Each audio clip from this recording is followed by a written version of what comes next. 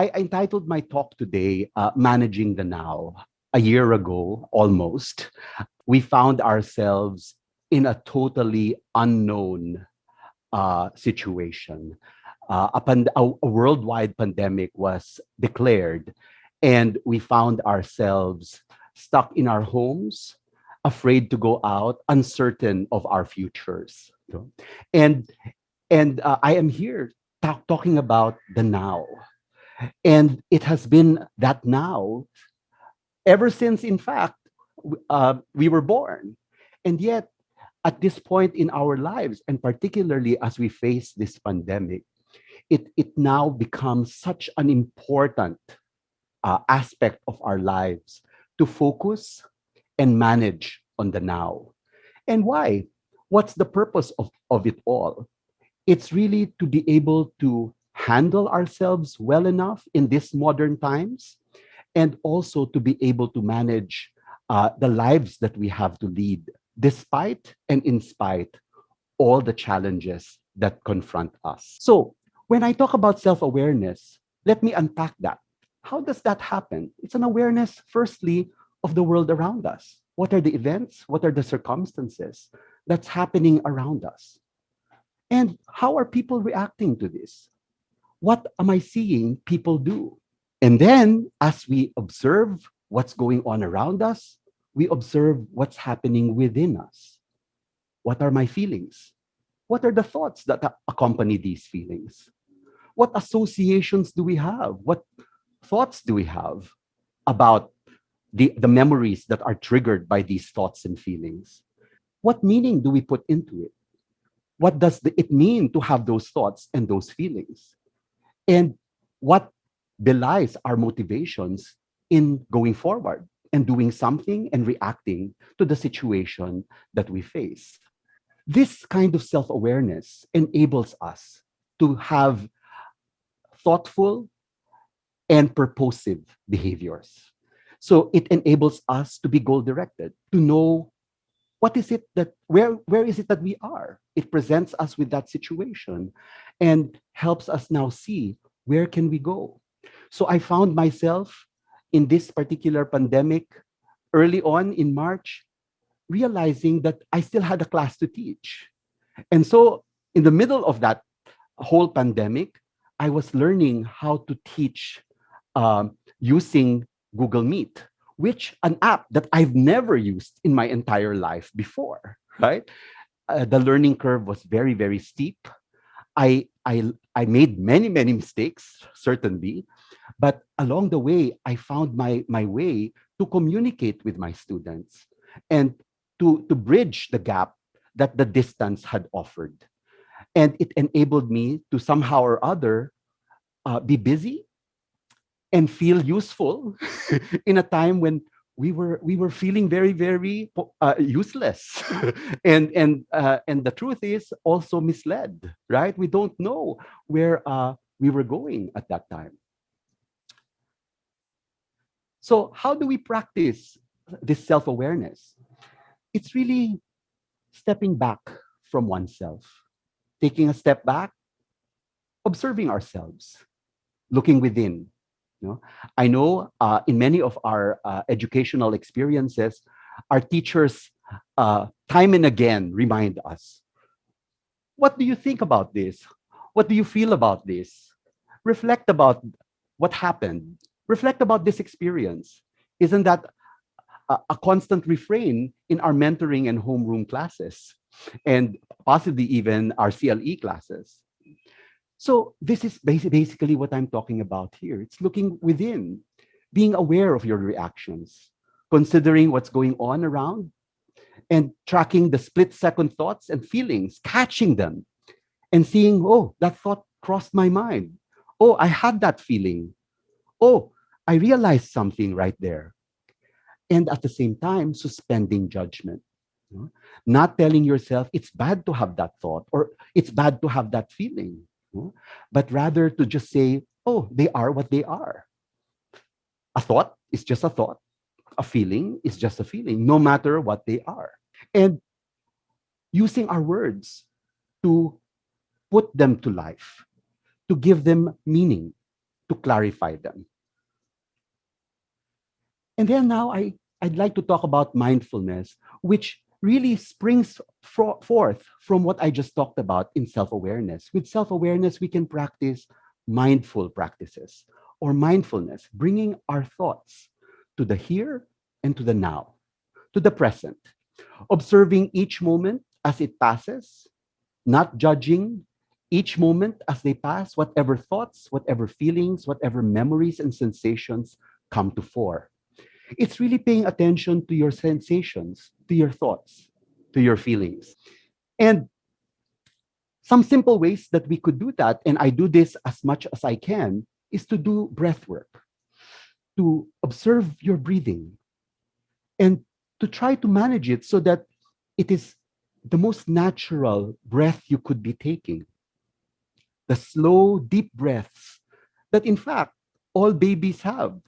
When we see them lying on the bed and their bellies expand as they inhale. And this is what we try to mimic in doing this breath work. Some people might like to go a step beyond just mindful practices and do meditative practices. That's fine too. And there are many, many traditions of meditation that we could be following. There's also other Asian practices like yoga, tai chi, no? Or qigong that we could be practicing as well. Many of them are meditative practices that we could be using to practice a kind of mindfulness, bringing our minds to the here and now. The third thing that I wanted to highlight is self-compassion. Many, many times we find ourselves being kind to other people. We have always been taught that from the time we were young. Be kind to others. Be charitable. Be generous to others. And we often forget that this same kindness we also owe to ourselves. Many, many times we are very tough on ourselves. We don't forgive ourselves for our mistakes. And we forget that to other people, we are the other. And so the rule of being kind to other people applies to us as well. So this compassion I'm talking about is really not an avoidance of difficulties. No? It is about being with that suffering. So that's actually what compassion means, to suffer with. Com, with, and passion, suffering. To be with one's passion. It's recognizing that we've all been suffering. It's been a difficult ride for many of us, and for our family members, and for our friends, and in fact, much of the world. It's recognizing that suffering, that we're not alone, that we are suffering, but other people are suffering too. And being able to respond from that understanding of that suffering, of that being one with suffering, in a warm, caring, and helpful manner.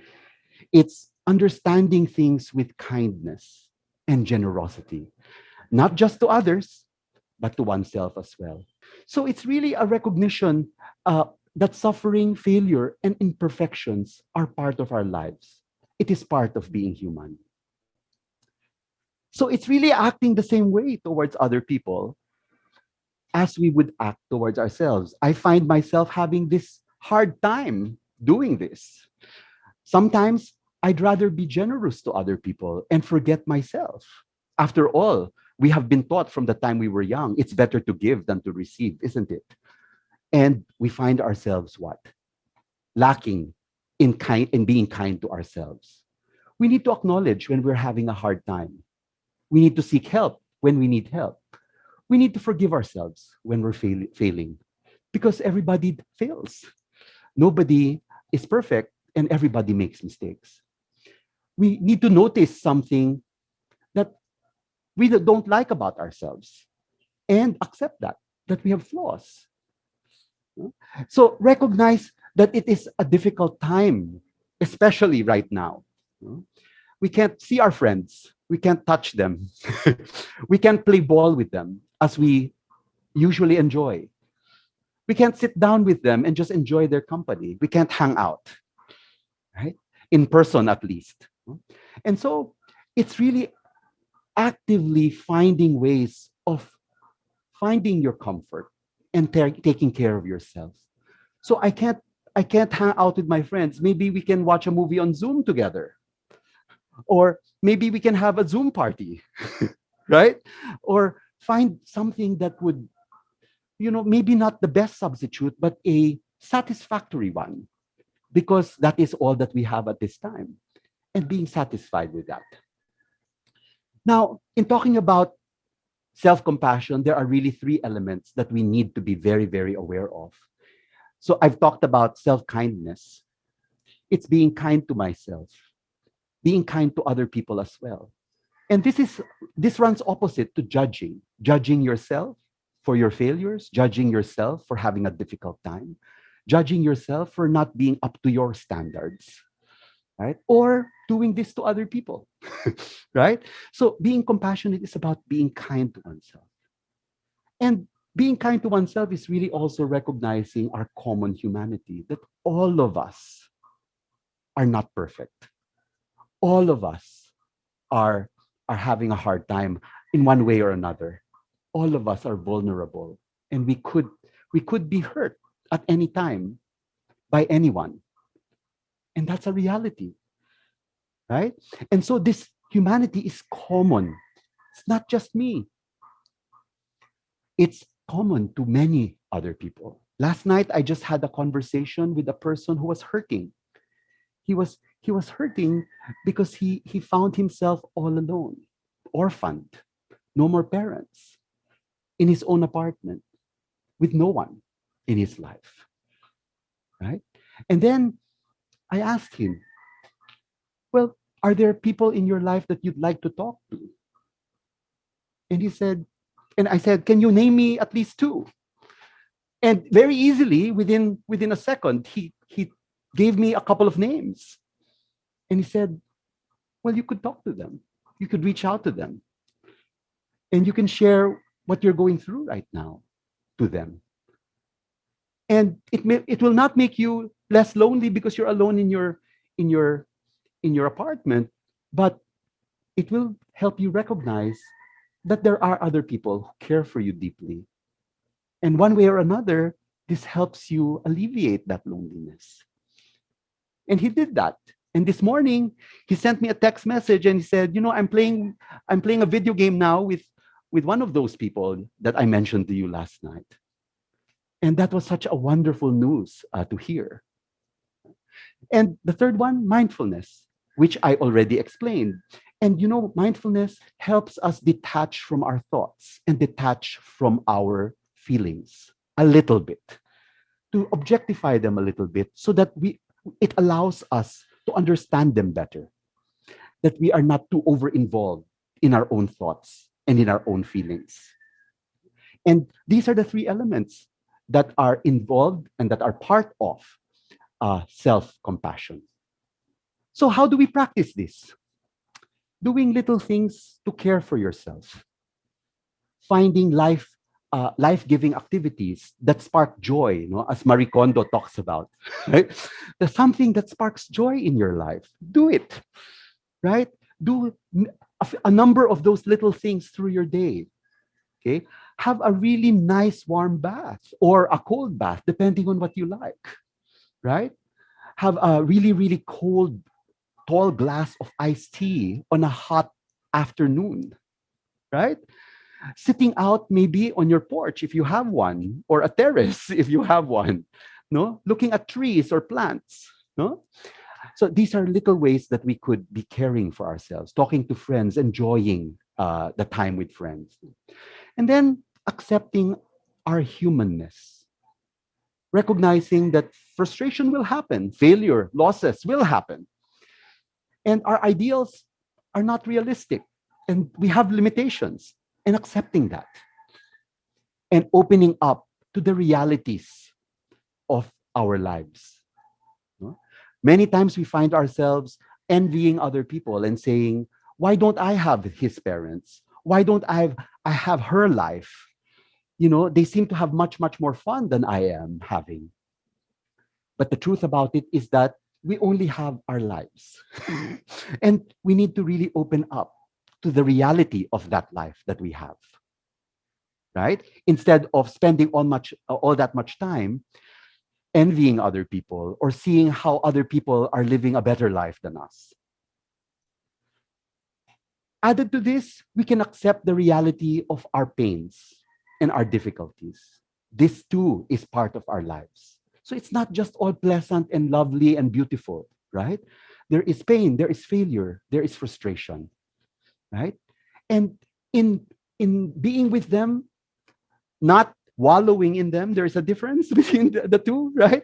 Not wallowing in them and sinking into that wallowing, but rather just being with them, a little bit of distance away, right? But understanding them close enough for you to understand and acknowledge them and recognize that they are part of your life. This brings about healing, that we are able to heal. And feelings, I always say they are always friends, okay? Pleasant or unpleasant, they are friends.